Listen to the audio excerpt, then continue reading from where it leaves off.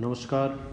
इस वीडियो में हमें रीट हिंदी टेस्ट सीरीज़ में 12वां टेस्ट जिसका सॉल्यूशन देख सकेंगे। आज हमारा पहला टॉपिक है वो है अव्यय। अव्यय में पहला ही प्रश्न देखिए, इन शब्दों में अव्यय शब्द है तो परंतु ए उत्तर होगा दुधारू। वैसे बड़ी होती है मात्रा। दुधारू विशेषण है, पंजाबी विशेषण, चल क्रिया रूढ़ क्रिया है। रूप परिवर्तन के आधार पर शब्दों के दो भेद होते हैं, विकारी शब्द और अविकारी शब्द।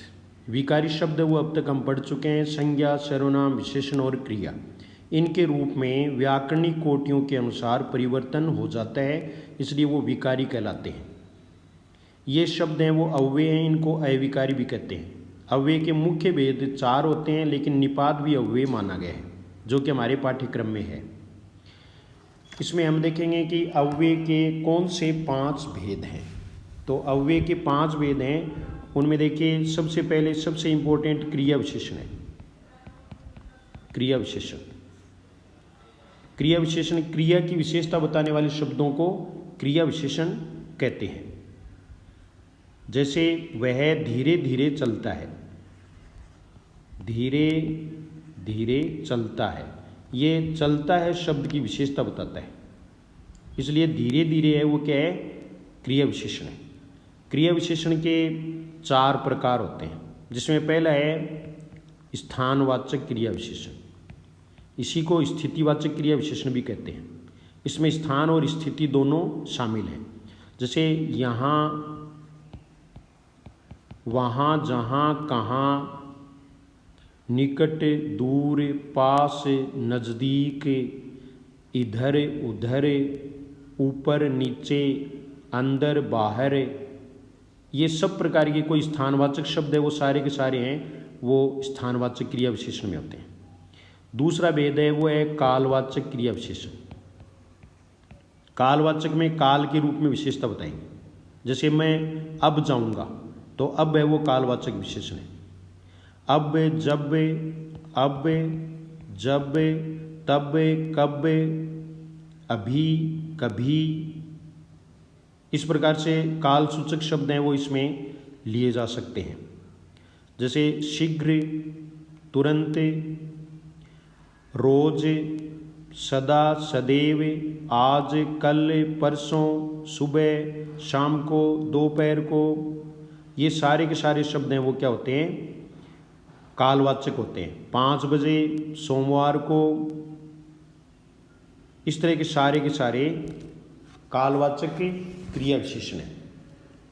कालवाचक क्रिया विशेषण में हम अन्य शब्द हैं वो भी थोड़े ले सकते हैं उदाहरण के रूप में, और इसमें हमें जैसे उपरांत आ जाएगा, पूर्व आ जाएगा, पीछे, पहले, बाद में, आमने सामने, ये सारे के सारे हैं वो इसमें सम्मिलित हो सकते हैं, और सारे ही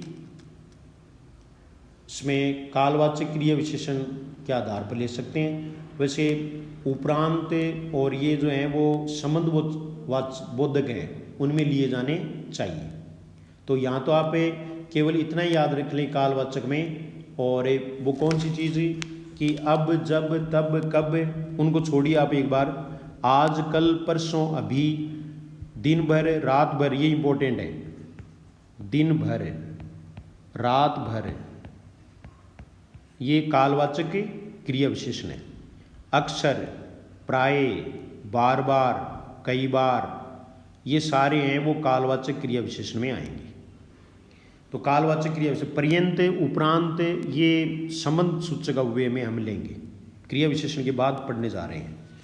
और क्रिया विशेषण में तीसरा भेद है वो है परिमाणवाचक। परिमाणवाचक वो विशेषण भी होता है, तो यहाँ हमें ध्यान रखना पड़ेगा। जैसे इतना, जितना, कितना, उतना, थोड़ा, बहुत, अधिक, कम, कुछ, ये क्रिया विशेषण हैं परिमाणवाचक, लेकिन इनके बाद में क्रिया का प्रयोग होना चाहिए। क्रिया का प्रयोग होगा तब भी आएंगे। क्रिया का प्रयोग होने पर आएंगे तो वाक्य में आपको इसका ध्यान रखना पड़ेगा। और इसमें जैसे यथेष्ट शब्द का प्रयोग किया जा सकता है, किंचित का प्रयोग हो सकता है, यथाक्रम, यथाविधि, इस तरह से सारे आ सकते हैं। लेकिन आप इतना उतना जितना जरूर याद रखें। जैसे एक वाक्य है, वह कम खाता है, यहाँ कम शब्द है वो क्रिया विशेषण है, और वह कम रोटियां खाता है तब ये संख्यावाची विशेषण है, और वह कम अनाज खाता है तब ये परिमाणवाचक है। तो इनमें आपको ध्यान में रखना पड़ेगा। रीतिवाचक का उदाहरण है वो 2 का प्रश्न है, वह चुपके से चला, इसमें चुपके से है वो रीतिवाचक है, से बाद में आएगा तो वो रीतिवाचक के क्रिया विशेषण, अव्यय का मतलब यहाँ क्रिया विशेषण है। इसमें देखो, धीरे धीरे, तेज, होले से, धमाक से, छपाक से अंत में आना, ध्यान पूर्वक, पूर्वक आ जाए तो भी इसमें होगा, रीतिवाचक में ही होगा। दूसरा है कि जो भी हमारे गुणवाचक विशेषण शब्द हैं वो अगर क्रिया से पहले आ जाते हैं तो उसमें क्रिया विशेषण होता है। जैसे वह अच्छा गाता है,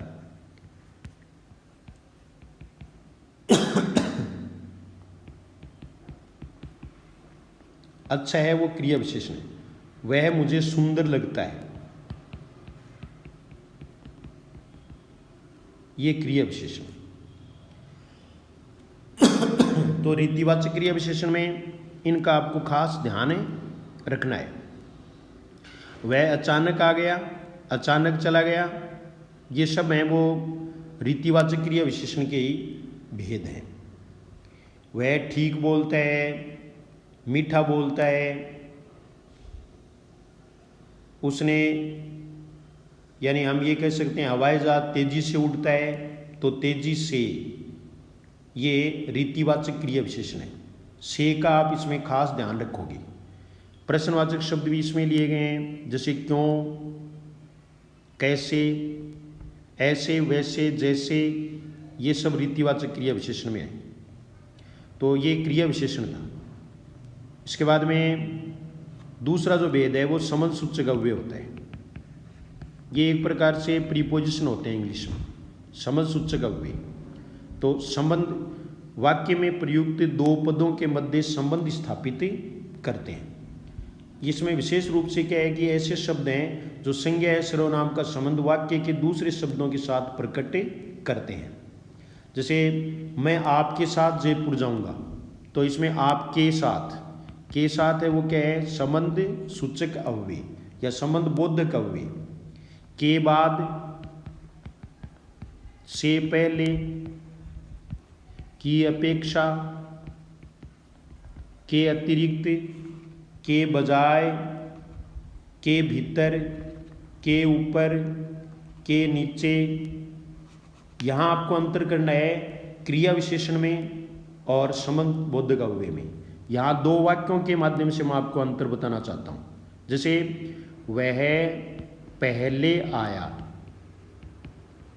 यहाँ पहले शब्द है वो क्रिया विशेषण है, और दूसरा है ना, वह राम से पहले आया, तो यहाँ पर से पहले है वो संबंध सूचक अव्यय, से पहले संबंध सूचक अव्यय, के बाद संबंध सूचक अव्यय। इसमें आपको ये ध्यान रखना है कि अगर क्रिया विशेषण से पहले से या के का प्रयोग हो जाए तो वो संबंध सूचक अव्यय बन जाता है। ये संबंध सूचक अव्यय में होगा। इसके बाद में तीसरा भेद है वो है योजक। योजक है, इसको समुच्चय सूचक अव्यय कहते हैं।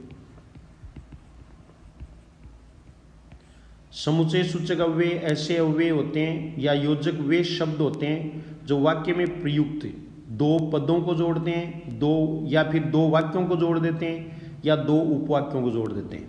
उनको योजित करने वाले हैं वो योजक कहलाते हैं। इसमें ये दो प्रकार के होते हैं। दो प्रकार में पहला है समानाधिकरण, समानाधिकरण योजक। तो समानाधिकरण योजक में चार भेद होते हैं। संयोजक, तो संयोजक है वो कौन सा होगा? और, तथा, एवं, व, ये संयोजक है जो समान उपवाक्यों को या समान शब्दों को जोड़ते हैं। दूसरा है वो है विभाजक। विभाजक है, इनको विकल्पक भी कहते हैं। ये या, अथवा। इसी प्रकार से तीसरा जो इसका भेद है वो है परिणाम, परिणाम सूचक। इसमें अतः है, इसलिए, वस्तुतः है, इस तरह के शब्द हैं। दूसरा चौथा भेद है वो है विपरीतार्थक।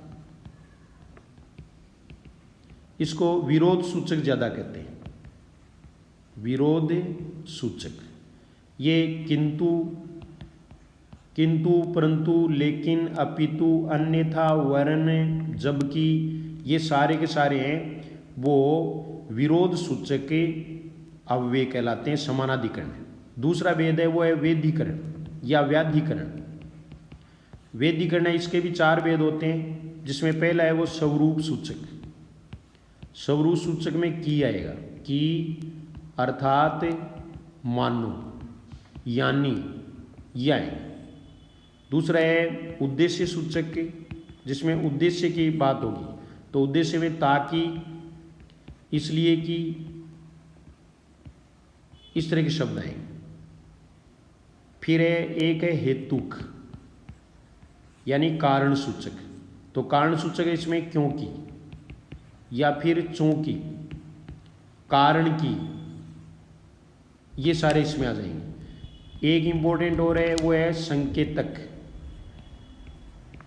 या संकेतवाचक। इसमें यदि, अगर, शर्त वाले शब्द हैं। यद्यपि, यद्यपि भी होता है, या। इस प्रकार से ये अव्यय के हमने तीन भेद पढ़ लिए। चौथा है उसका प्रश्न ये इसमें दिया हुआ है। अच्छा, आप आगे, ये विस्मयादि बोधक है। विस्मयादि बोधक में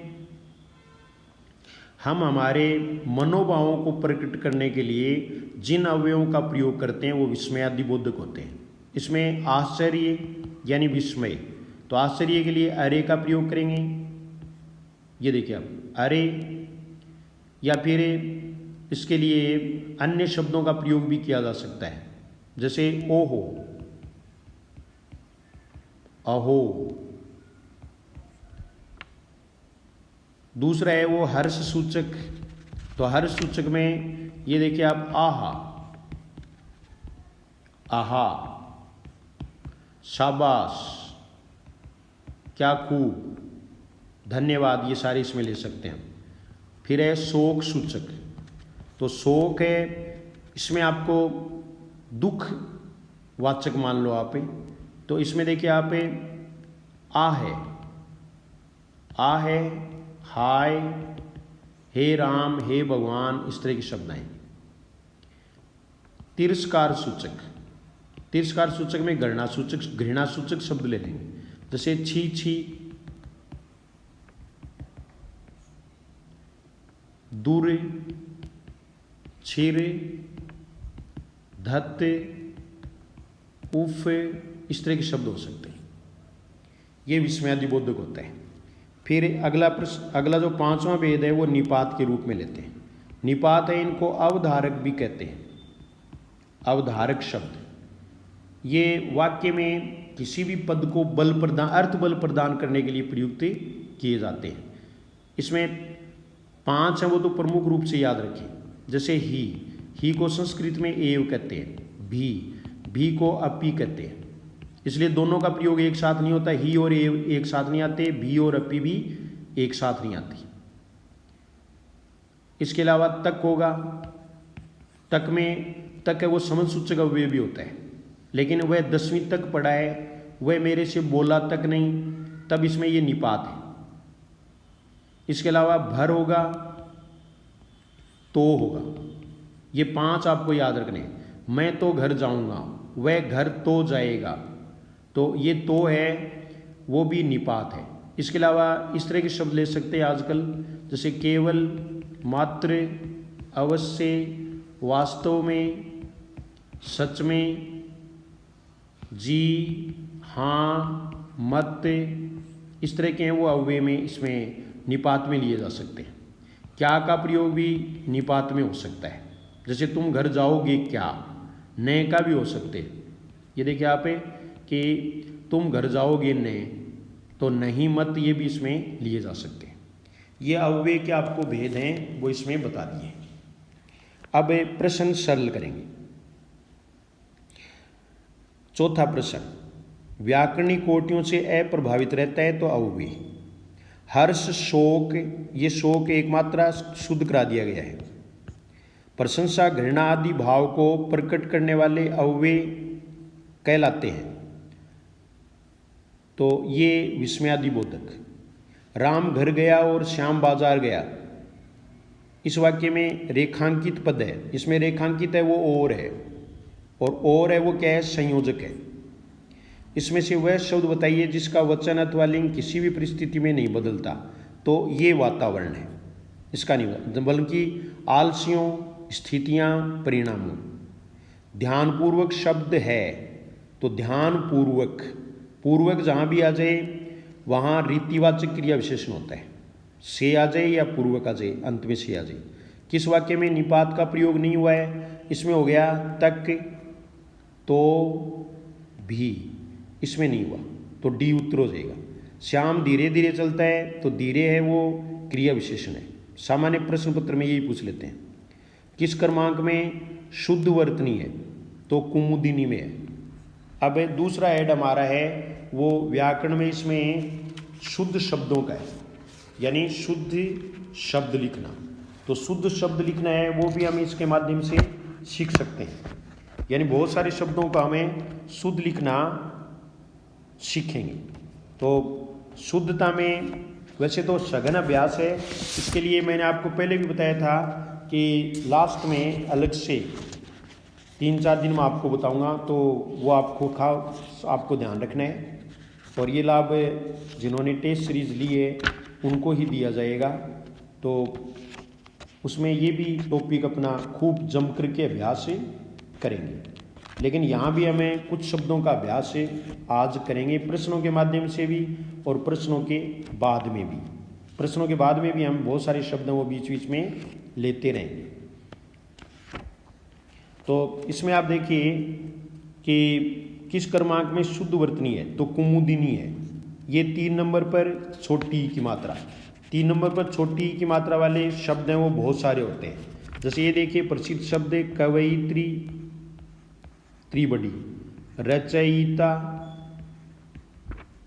सरोजिनी, कमलिनी, पड़ोसिन, पड़ोसन नहीं होता, पड़ोसिन, साहित्यिक। तीसरे नंबर पर देखिए आप छोटी ई की मात्रा। इस तरह के शब्द हैं वो तीसरे नंबर वाले हमें इसमें ले सकते हैं। ई की मात्रा नहीं आने वाले शब्द हैं उनका भी यहाँ उल्लेख होना चाहिए। जैसे अहल्या होता है, अहिल्या नहीं होता। ऐसे ही वापस होता है, वापिस नहीं होता। झल्लाना या झल्लाया होता है, झिल्लाया नहीं होता। ई की मात्रा इनमें नहीं होती। द्वारिका नहीं होता, द्वारका होता है। ये ई की मात्रा वाली नहीं है। ऐसे एक शब्द है प्रदर्शनी, तो प्रदर्शनी होता है। और ये प्रियदर्शिनी, इसमें ई की मात्रा आती है, प्रियदर्शिनी। कोमलांगिनी शब्द वो गलत है, इसका शुद्ध रूप कोमलांगी होता है। कूर्म में इसमें मात्रा बड़ी होती, तो शुद्ध शब्द क्या है, ए है। किस क्रमांक में शुद्ध शब्द हैं, तो अरण्य, आह्लाद, 8 नहीं है, 8 है होता, शुद्ध नहीं है।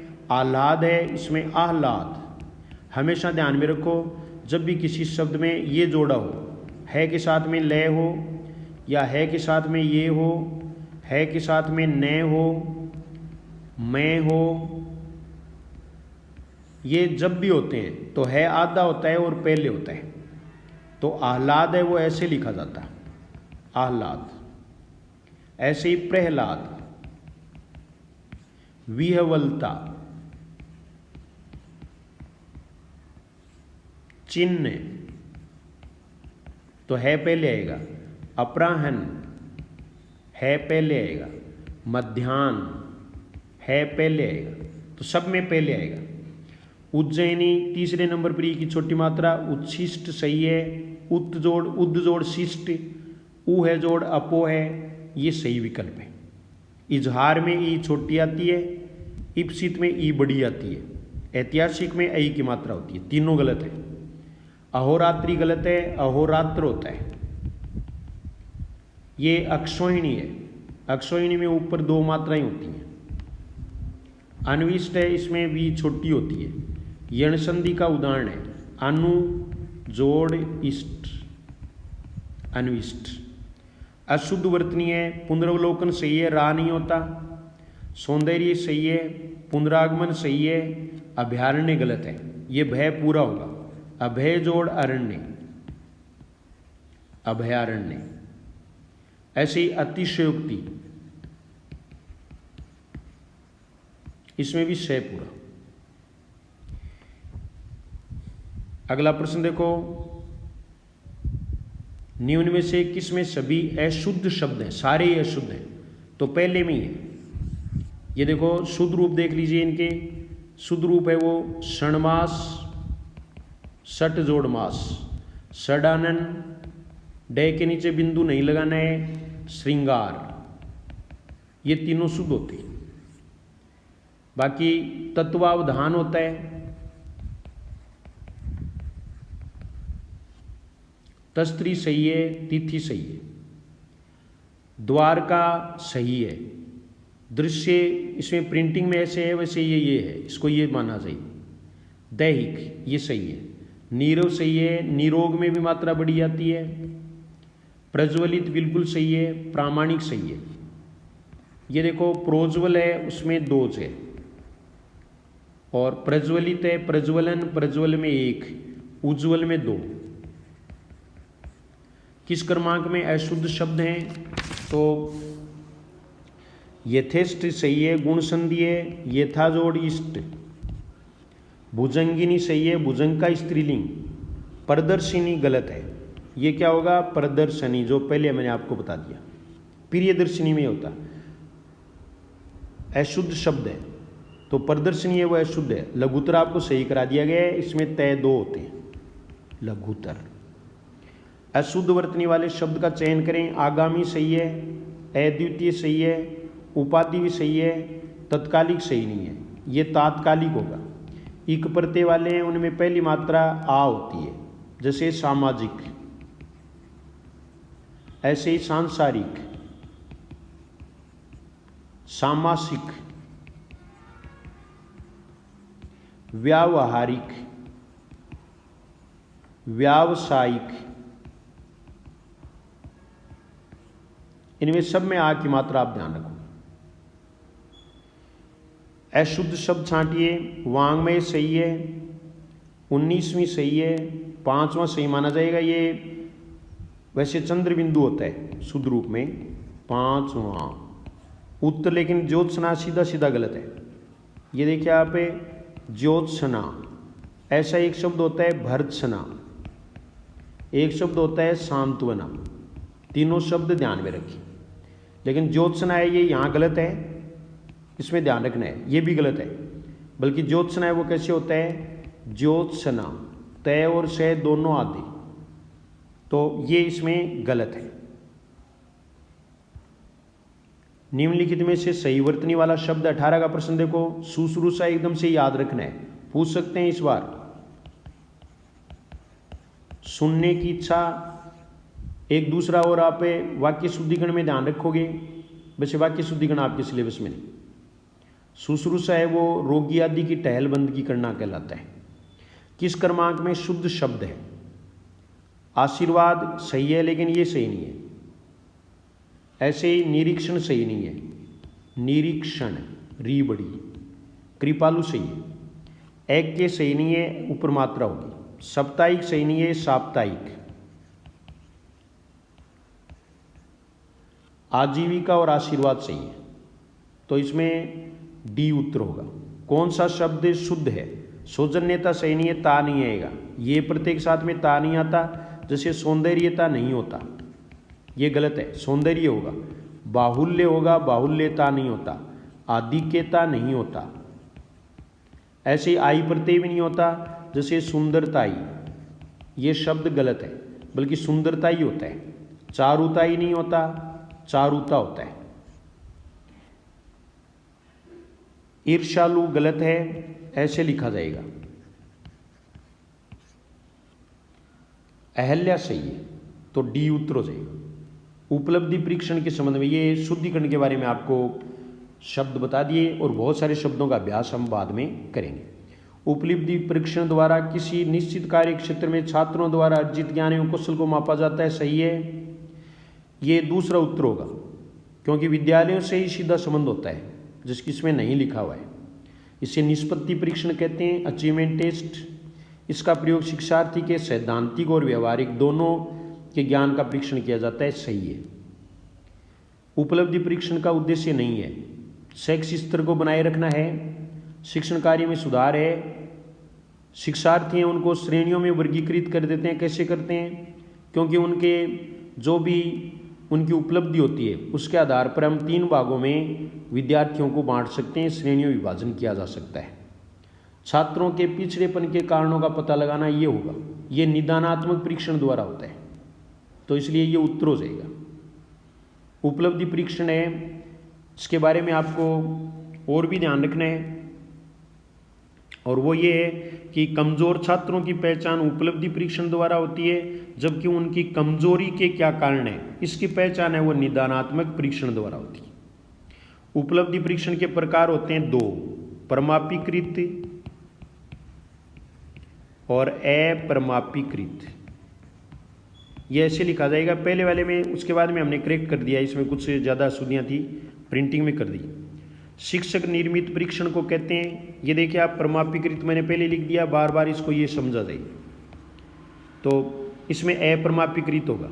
टीचर मेड टेस्ट है वो तुरंत बनाया जाता है, स्थानीय आवश्यकताओं की पूर्ति तो इससे हो जाती है, लेकिन इसमें वैधता और विश्वसनीयता नहीं पाई जाती। जैसा कि दूसरा प्रश्न है कि किस प्रकार के परीक्षण में वैधता व विश्वसनीयता नहीं होती, तो परमापीकृत में तो होती है। और इसको सही मैंने एक बार लिख दिया आपको, बार बार ये शुद्धि की है उसने, तो अपरमापीकृत, तो ये इसमें किस में नहीं होती? अपरमापीकृत में नहीं होती। तो दोनों में उत्तर क्या है? अपरमापीकृत है। ये 2 भेद होते हैं। ब्लूप्रिंट तैयार करने में उपयोगी नहीं है, शिक्षण के उद्देश्य उपयोगी हैं, पाठ्य वस्तु है वो भी उपयोगी है, प्रश्नों के प्रकार भी उसमें उल्लेख करते हैं हमें, शिक्षक निर्मित सामग्री नहीं है। खास प्रश्न आपको नीलपत्र है, इसके बारे में जानना है। देखो नीलपत्र है वो एक ऐसा खाका होता है जो हम प्रश्न पत्र निर्माण करते हैं, उसकी रूपरेखा इसमें होती है कि प्रश्न पत्र में कितने प्रश्न होंगे, पूर्णांक कितने का होगा, और कौन कौन से शिक्षण उद्देश्य हैं उनकी पूर्ति के लिए वो पेपर होगा, उसमें कितने प्रश्न होंगे, इन सब का उल्लेख है वो नीलपत्र में होता है। नीलपत्र वो प्रश्न पत्र नहीं होता, बल्कि प्रश्न पत्र उसकी एक प्रकार से योजना होती है, उसको नीलपत्र कहते हैं। तो नीलपत्र में प्रश्न भी नहीं होते, बल्कि प्रश्नों के प्रकार होते हैं, प्रकार, संख्या, इनका उल्लेख होता है। यहाँ डी उत्तर हो जाएगा। उपलब्धि परीक्षण में प्रयुक्त प्रश्नों के मुख्यतः प्रकार होते हैं। तो उपलब्धि परीक्षण में प्रयुक्त जो प्रश्न है ये आपको कई जगह 4 प्रकार के मिलेंगे, और लेकिन आपको उत्तर करना है 3 प्रकार के प्रश्न होते हैं, वस्तुनिष्ठ, लघुत्तरात्मक, और तीसरा है वो निबंधात्मक। इसमें आपको ये ध्यान रखना है कि जो वस्तुनिष्ठ प्रश्न है वो 2 प्रकार के, वस्तुनिष्ठ प्रश्न है वो 2 प्रकार के होते हैं। एक तो इसमें हम ले सकते हैं कि प्रत्यभिज्ञान प्रश्न, प्रत्यभिज्ञान में एक से अधिक विकल्प दिए होते हैं, उनको पहचानना होता है। जैसे बहुविकल्पात्मक है, सत्य असत्य है, ये सारे मिलान करना है, ये सारे के सारे प्रश्न हैं वो किस में आते हैं? ये यानी अभिज्ञानात्मक में आएंगे, इसमें अभिज्ञान कर सकेंगे हम। और एक जो है ना स्मरण पर आधारित होते हैं, प्रत्यास्मरण पर। तो दो प्रकार के प्रश्न होते हैं, प्रत्यास्मरण प्रश्न और प्रत्यभिज्ञान प्रश्न। प्रत्यास्मरण प्रश्न है, इसमें दो प्रकार के होते हैं, रिक्त स्थानों की पूर्ति और अति लघुत्तरात्मक प्रश्न। इसलिए अति लघुत्तरात्मक प्रश्न है वो वस्तुनिष्ठ प्रश्नों का ही एक भेद है। बाकी वस्तुनिष्ठ प्रश्नों के बारे में आगे प्रश्न दे दिया गया है। वस्तुनिष्ठ प्रश्नों के संबंध में गलत कथन है, वैधता विश्वसनीयता अधिक पाई जाती है, बिल्कुल सही है। उत्तर में स्वतंत्र भाव या विचार प्रकाशन की छूट रहती है, ये गलत है, यही उत्तर होगा। ये निबंधात्मक प्रश्नों में होती है। निबंधात्मक प्रश्नों में कल्पना के लिए भाव, वो अपने भाव या विचार प्रकट करके इसकी छूट होती है, इसमें नहीं होती वस्तुनिष्ठ, क्योंकि वस्तुनिष्ठ प्रश्नों का एक ही उत्तर होता है। संपूर्ण पाठ्य विषय का समावेश किया जा सकता है, ये सही है। जबकि निबंधात्मक प्रश्नों में कुछ हिस्से हैं वो टेस्ट किए जा सकते हैं। प्रश्नों की रचना में अधिक समय लगता है, क्योंकि इसमें प्रश्न अधिक होते हैं, विकल्प देने पड़ते हैं। बल्कि निबंधात्मक प्रश्न तो थोड़े ही हैं, थोड़ा लिखना पड़ता है, केवल तथ्यात्मक ज्ञान की जांच होती है। बाकी के सभी सही हैं, बी उत्तर होगा। उत्तम परीक्षण का गुण नहीं है, ये थोड़ा सा समझना आपको। विश्वसनीयता है, विभेदकारिता है, वैधता भी है, व्यक्तिनिष्ठता नहीं है। क्योंकि व्यक्तिनिष्ठता है वो आत्मनिष्ठता को ही कहते हैं, और ये निबंधात्मक प्रश्नों का गुण है। तो इसमें व्यक्तिनिष्ठता नहीं होती, बल्कि वस्तुनिष्ठता होती है। शब्दों का आप पहचाने, व्यक्तिनिष्ठता है वो वस्तुनिष्ठता का उल्टा है, तो ये हो जाएगा ए। निबंधात्मक प्रश्नों के संबंध में गलत कथन है, उत्तर देने की स्वतंत्रता होती है, तो होती है। वैधता व विश्वसनीयता का अभाव होता है, ये भी सही है। आत्मनिष्ठता नहीं होती, इसमें तो आत्मनिष्ठता होती है, तो ये उत्तर हो जाएगा। वस्तुनिष्ठता होती नहीं है, तो इसमें सी, ये निबंधात्मक प्रश्नों के बारे में था। ये आज का अपना सॉल्यूशन था। सॉल्यूशन छोटा इसलिए बनाना शुरू कर दिया कि बड़ा सॉल्यूशन है वो आप देखते नहीं हो, इसके लिए हमने यानी थोड़ी स्पीड भी बढ़ाई है। तो एक बार में नहीं समझ में आए तो आप दूसरी बार उसको देख लें। धन्यवाद।